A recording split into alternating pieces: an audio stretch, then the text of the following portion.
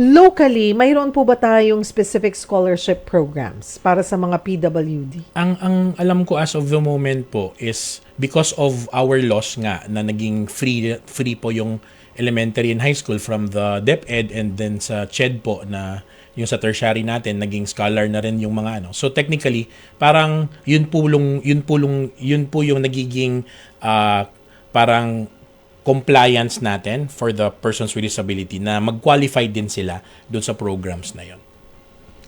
Kung private school po, may benefit ba, ay meron bang makukuhang tulong mula sa pamahalaan kung sa private school gusto pumasok or natanggap naman siya sa isang private school? Pagdating po sa mga sabihin natin mga allowances Discount po. na lang. May ano kasi tayo may parang ang usual na tinutulungan talaga natin, yung need talaga din na ano kasi because of the limited natin na mga tulong na nabibigay.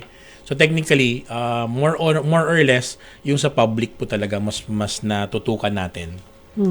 TechBook trainings. May partnership po ba kayo sa TESDA? Yeah, actually hindi partnership po. Si TESDA po is part of the council of the National Council on Disability Affairs. So technically, TESDA is offering different nga na mga vocational studies and mga trainings.